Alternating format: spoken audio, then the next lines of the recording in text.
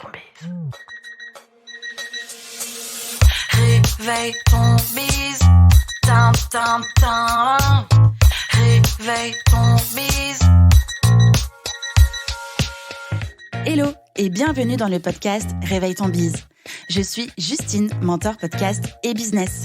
J'aide les entrepreneurs à développer leur entreprise, trouver plus de clients sans s'épuiser à la tâche ni subir leur quotidien et à utiliser le podcast comme un levier d'opportunité business. Si vous êtes à la recherche de conseils, astuces et inspirations en entrepreneuriat, marketing digital, podcasting et stratégie d'entreprise pour réveiller votre bise, eh bien vous êtes au bon endroit. Je vous réveille tous les lundis matins à 6h, seul ou avec des invités pour vous aider à accomplir tous vos objectifs, vivre votre meilleure vie et développer le business de vos rêves. Prêt à attaquer cette nouvelle semaine à fond ? Moi, je le suis. C'est parti pour l'épisode du jour. Bonne écoute !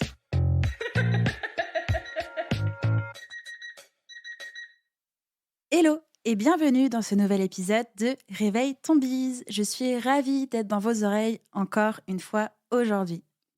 L'épisode du jour est un peu différent puisque le sujet de cet épisode, c'est la place du podcast chez nos invités. Depuis début 2021, je reçois dans le podcast des entrepreneurs et des entrepreneuses de talent. Ça, vous le savez déjà. Et certains, comme certaines, ont un podcast. Et dans notre échange, dans notre interview, je pose souvent une question qui est « Quelle est la place de ton podcast dans ton business ?»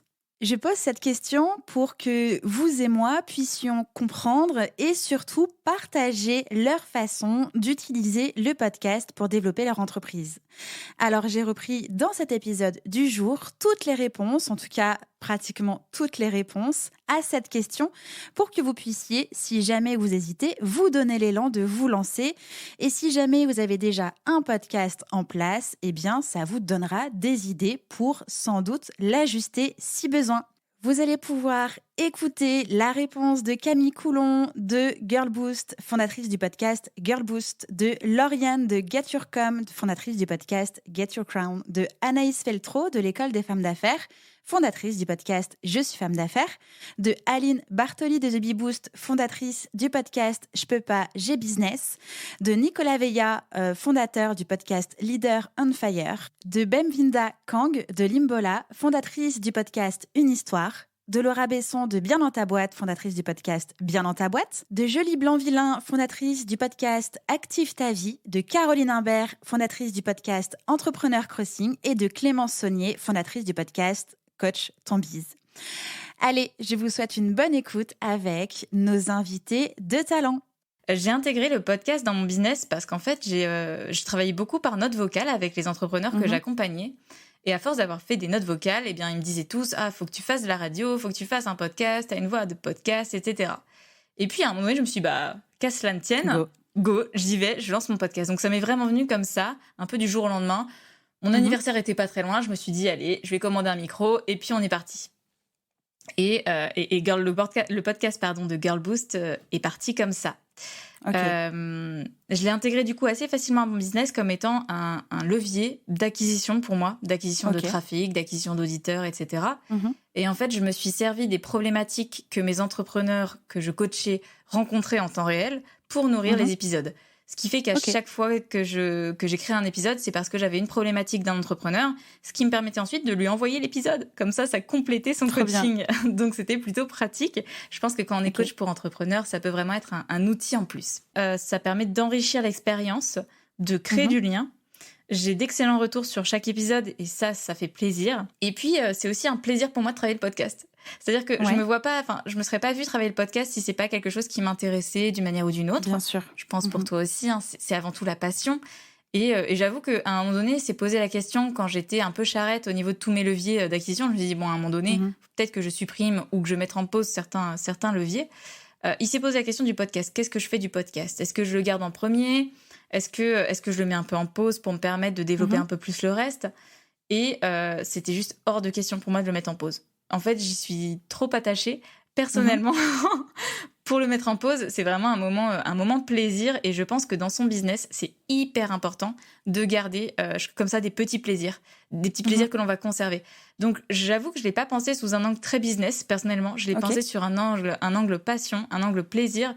Et j'avoue que ça complète très très très bien mon service et mes coachings, donc ça ne peut que me servir pour la suite. Est-ce que tu as quand même la sensation que c'est aussi une façon de montrer ton expertise, d'apprendre à te connaître et donc potentiellement les gens, même s'ils passent par Instagram, tu publies tes épisodes sur Instagram, peut-être qu'ils vont aller écouter ta façon de parler, ta façon de faire, le message que tu as véhiculé, la façon dont tu travailles, et peut-être qu'ils vont être du coup plus attachés à ta communauté sur Instagram et des auditeurs et auditrices récurrents sur ton podcast.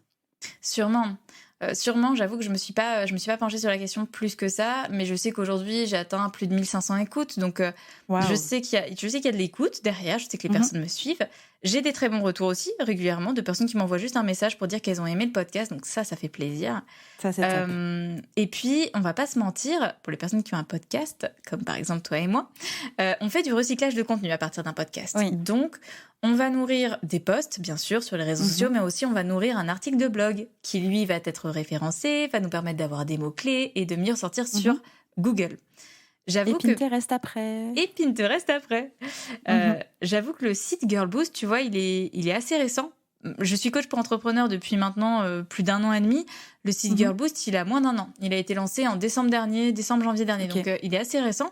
Mais j'arrive déjà à ressortir sur certains mots-clés en 2e page de Google. Je ne sais pas si tout le monde est familier avec le référencement naturel, mais sachez que ce n'est pas si évident que ça de ressortir aussi vite dedans. Et j'ai aucun doute sur le fait que le podcast m'y a aidé. Et les articles de blog enrichis a grandement contribué à cette notation et à ce positionnement. Et je pense que ça peut que apporter des bonnes choses et du positif dans le business. Il est soit une porte d'entrée, soit une confirmation. Ok. Pour beaucoup de raisons majoritairement statistiques, c'est très compliqué de pouvoir savoir exactement quelle est la place d'un podcast dans une stratégie. Par contre, je sais qu'il a un rôle vraiment très important. En gros, c'est soit les gens me découvrent grâce à ce podcast, et donc ils vont vouloir aller plus loin. Par exemple, je sais que quand j'ai des nouveaux abonnés, sur, on va dire, des tranches de 10 nouveaux abonnés, t'en as au moins 1 ou 2 qui viennent directement du podcast et qui, selon les personnalités, vont m'envoyer un message en me disant « Hey, coucou, je viens de découvrir ton compte Instagram sur ton podcast, j'adore, merci beaucoup ». Donc, c'est souvent une porte d'entrée à mon compte Instagram, et sinon, c'est une confirmation. C'est-à-dire que je pense que vous l'avez entendu dans cet épisode de podcast, j'ai beaucoup d'énergie et j'adore rigoler, et je le mets beaucoup en avant dans mes stories sur Instagram. Et en fait, y a beaucoup de gens qui vont peut-être avoir cette idée de « Ah, elle est marrante, j'aime bien son énergie, mais est-ce qu'elle s'y connaît vraiment en communication ?» Et en fait, mon podcast, il arrive vraiment en confirmation, en « Ok, en fait, elle s'y connaît vraiment, il y a vraiment des sujets qu'elle maîtrise, elle sait de quoi elle parle, et c'est pas juste une rigolote, quoi. » Trop cool. Donc, trop cool. Mais je trouve que c'est quand même une bonne façon déjà de te découvrir, ça c'est sûr, et de bien comprendre qui tu es d'un point de vue personnalité. Encore une fois, tu as énormément d'énergie, tu es hyper solaire, tu es hyper souriante. Et donc, que ce soit dans ton podcast ou en story Instagram ou juste dans tes posts et dans la vraie vie, c'est toujours la même chose. Donc, je trouve que c'est hyper pertinent d'apprendre à te connaître, en tout cas, de cette manière-là. On comprend tout de suite qui tu es. Et puis, le fait que ça confirme l'expertise, ça, c'est hyper important parce que ton podcast, il est quand même lié à ton business. Tu parles de ton expertise, tu parles de ton expérience aussi. Tant mieux que ça confirme ça parce que tu es clairement à la bonne place et ça valide en fait le fait que tu es la personne idéale avec qui on a envie de travailler parce que tu apportes énormément de valeur, parce qu'humainement, tu es génial et que du coup, on comprend avec toi qu'on va pouvoir atteindre nos objectifs communication. Et ce que j'aime aussi beaucoup, c'est que... je le rappelle, dans mon grand objectif, je veux toucher le plus de monde possible. Et en fait, j'entends aussi très bien qu'il y ait des gens qui n'ont pas les moyens de s'offrir un coaching, de s'offrir Comet. Parce qu'il y a des gens qui sont peut-être pas prêts à investir dessus. Et en fait, je trouve aussi que le podcast, c'est une manière de toucher les gens, de les aider déjà de leur donner des clés, de leur donner de l'aide pour avancer dans leur communication, pour se rendre compte qu'il y a des choses qui sont possibles. Et tu vois, on parlait tout à l'heure du fait que si tu sais pas que ça existe, c'est difficile de l'envisager et de l'imaginer dans ta communication. Mon podcast, il sert aussi à ça, à montrer que c'est possible à faire. Moi, j'alterne entre un épisode solo où je vais plus parler d'un thème particulier et des interviews où je vais plus explorer le parcours entrepreneurial d'une personne. Et je trouve ça toujours très intéressant de se rappeler, mon podcast, il est aussi là pour montrer que c'est possible. Montrer que, par exemple, n'importe qui peut piquer les techniques de communication de Nike et se les approprier et que ça fonctionnera aussi. Ouais, j'aime échanger.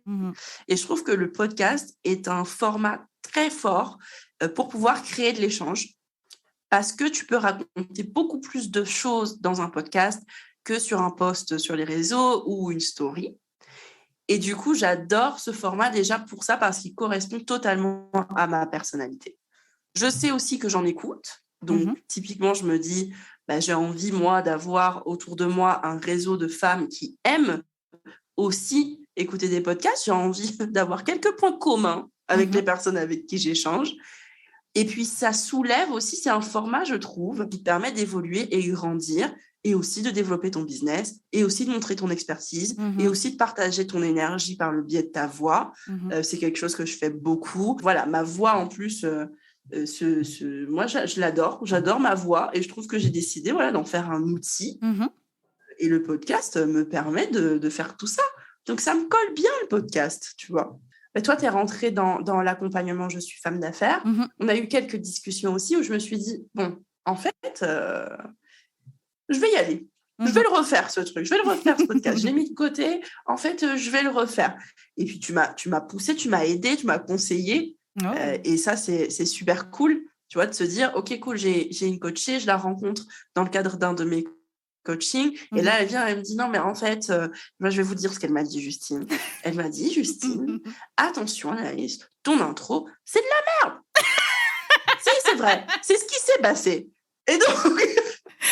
on va dire la vérité. Je ne connaissais pas du tout, c'est vrai. On peut tout dévoiler. C'est de la merde, c'est pas toi, ça te ressemble pas, parce que je n'osais pas. Et toi, c'est ton truc. Et je me suis dit, OK, tu sais quoi, on veut jouer Anaïs, on va en avoir. Tu vois, c'était vraiment ça.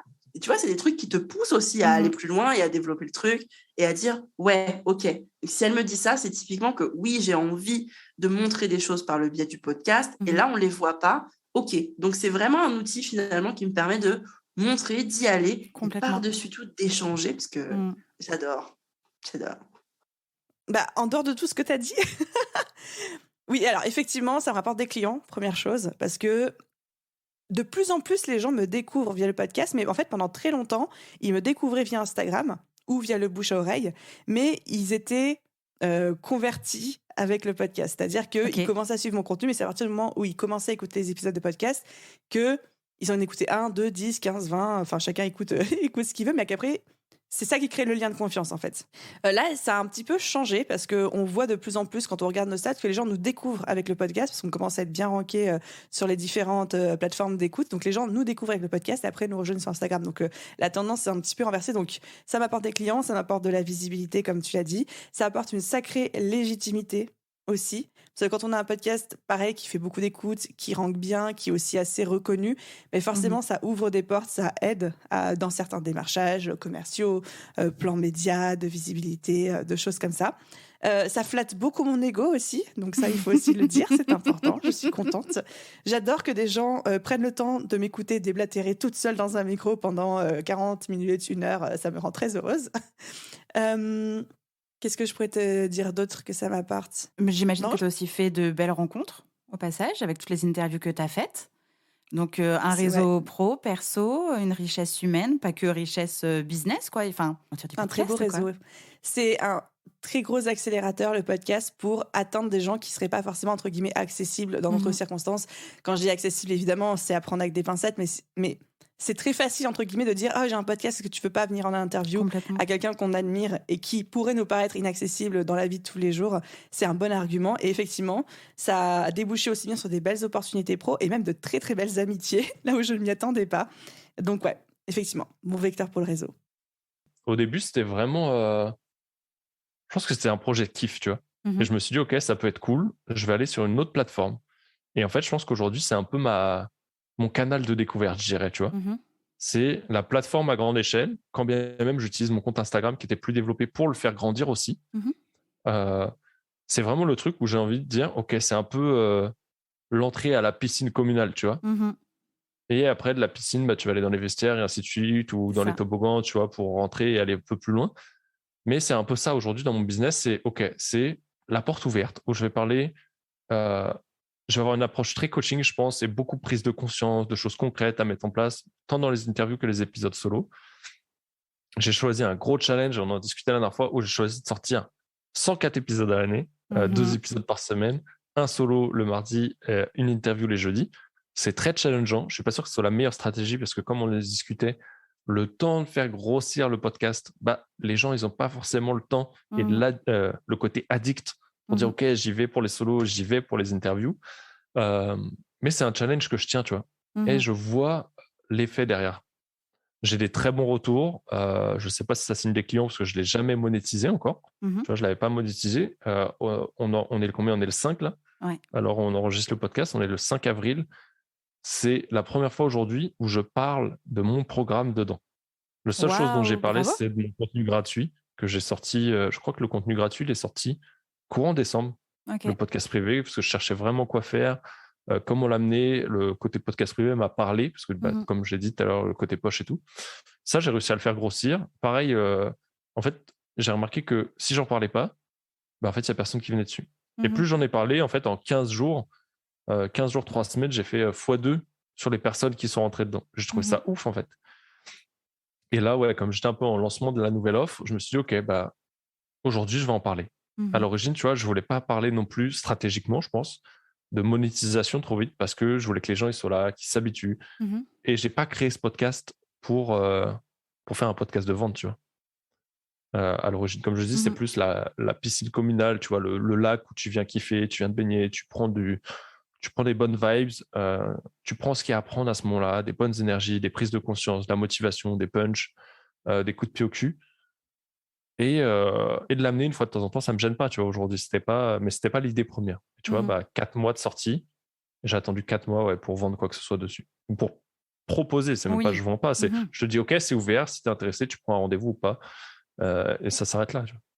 En fait, quand j'avais lancé mon podcast, la raison officielle, c'était qu'il n'existait pas de podcast francophone qui apprenait ou qui traitait du storytelling. En fait, il y en a, des podcasts anglophones, on va dire, entre guillemets, qui parlent de storytelling, business of story, ou tout ce que tu veux, etc. Et puis, généralement, ces podcasts-là sont animés aussi par des hommes. Et donc, vu qu'il n'y en avait pas, je me suis dit, tiens donc, je vais créer un podcast où je rends la pédagogie du storytelling accessible. Mais c'est cette pédagogie vue selon moi. J'apporte à l'industrie... Voilà, j'apporte à l'industrie ma méthode, ma façon de voir et je simplifie quelque part cette compréhension qui est assez utopique et aussi biaisée des fois de ce que c'est le storytelling et ce que ça peut apporter dans notre business. Alors, la place qu'il a aujourd'hui dans mon business, en tout cas et encore plus en 2022, j'aimerais lui donner la place numéro 1. Pour quelle raison ? Parce que grâce au podcast, j'ai vraiment débloqué une autre partie de moi. En fait, les gens m'appelaient la reine du storytelling parce qu'ils voyaient beaucoup plus mes écrits, mes posts sur Instagram. Et quand ils sont allés écouter mon podcast, franchement, ils m'ont dit, en fait, je comprends. J'aimerais seulement travailler avec toi. Et ça a été le truc où je me suis dit, ah bon ?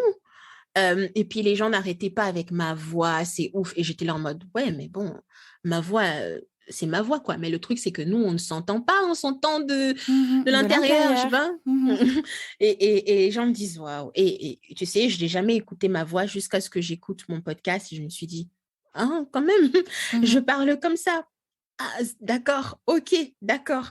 Et aussi, souvent, quand mes potes me disent, tu sais, j'ai mis ton podcast et Janelle, elle a arrêté de pleurer.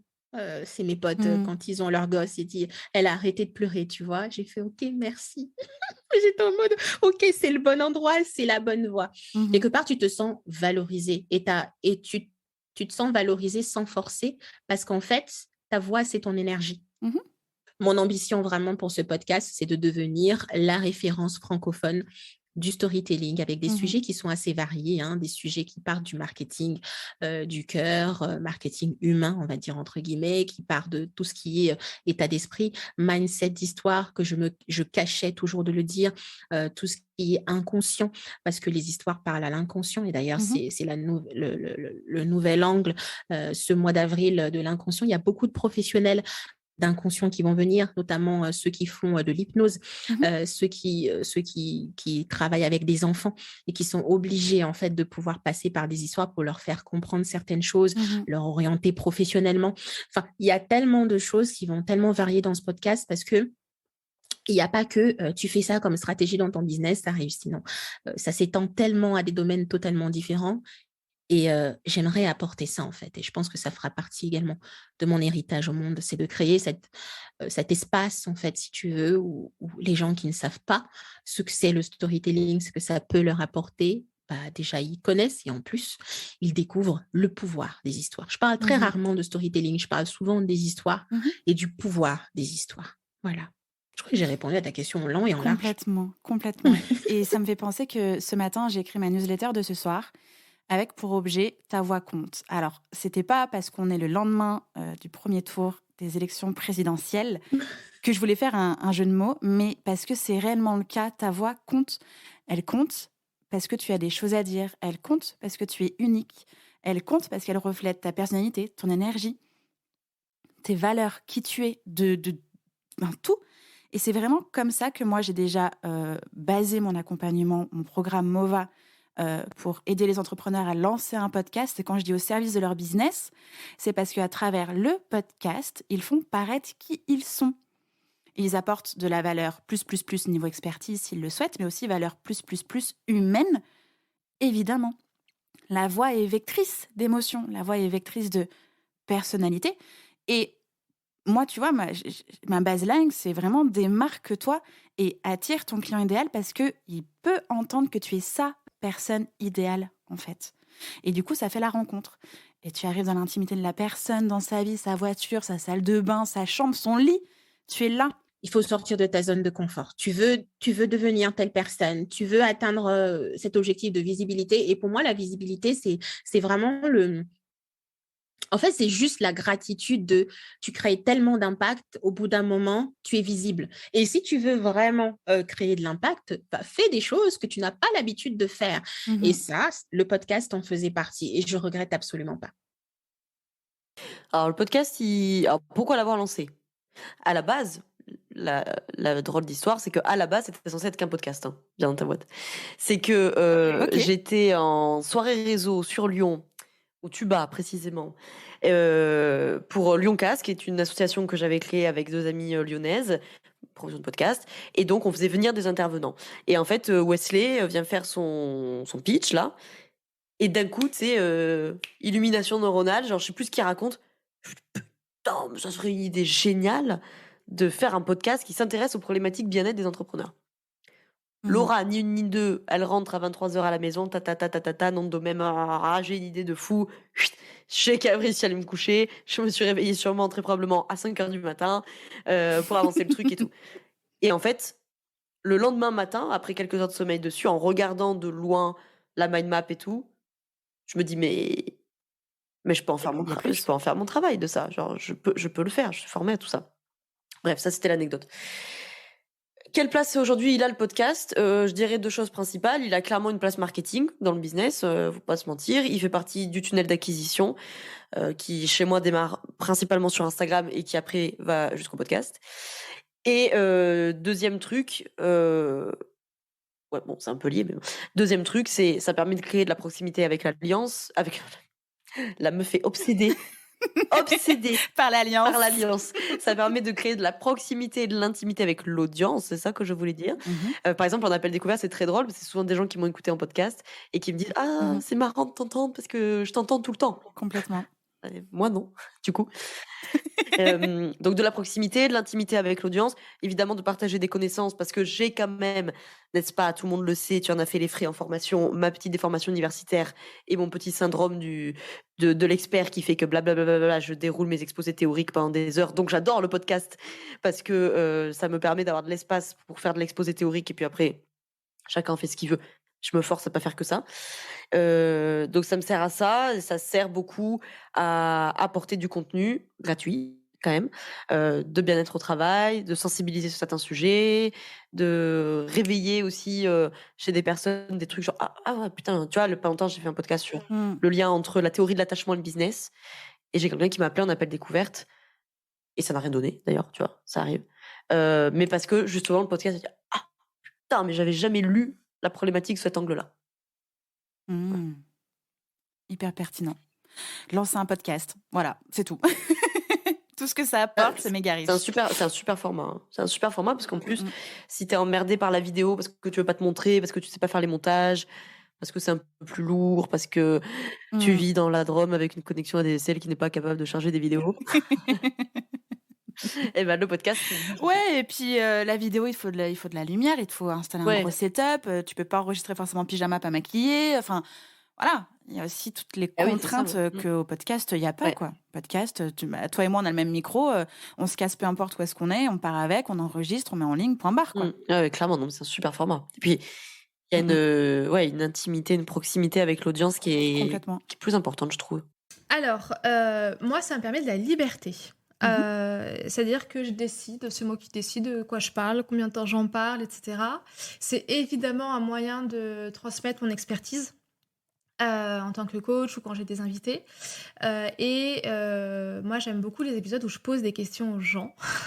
Et je sais que les personnes, en fait, qui écoutent le podcast me disent « Oh, c'est super, Julie, il y avait des petites questions comme j'aime. » Donc, ça crée quand même aussi pas mal de connexions avec mon audience, des échanges. J'ai même eu des fois des ventes qui se sont faites grâce à un épisode de podcast. Il n'y en a pas eu des milliards, mais quand même. Suffisamment pour être fière. Voilà. Et puis, je trouve que ça vient compléter, en fait, ça fait partie de moi. J'aime parler, comme je disais, enfin voilà. Et c'était quand j'ai lancé Active ta vie. Donc moi, Active ta vie, j'ai lancé mi-janvier 2022. Le podcast est sorti le 27 janvier. Et pour moi, c'était Instagram, podcast, c'était les 2 premières choses que je devais sortir qui se complètent bien. Et puis ça permet aussi, je trouve, voilà, d'avoir un aura ou un truc en plus, quoi, vraiment, peut-être par rapport à de la crédibilité ou se faire connaître. Parce que quand on est entrepreneur sur Instagram, on a l'impression que tout le monde parle de développement personnel et que tout le monde a des podcasts. Mais quand on descend dans la rue, dans la vraie vie, les gens ne connaissent pas le podcast, connaissent pas le développement personnel, connaissent pas le coaching, donc le breathwork encore moins. Et quand aussi, tiens, j'ai un podcast, écoute. Donc écoute sur Spotify, même sur YouTube. Moi, je les envoie sur YouTube, les miens aussi. Ah, mais c'est ça, mais c'est trop bien. Ah, mais c'est sympa. Ah, je vais l'écouter en voiture. Et voilà. Donc, moi, je trouve que le podcast est vraiment un super outil, facile à mettre en place en plus, qui demande un peu de temps au départ quand on doit le monter, etc.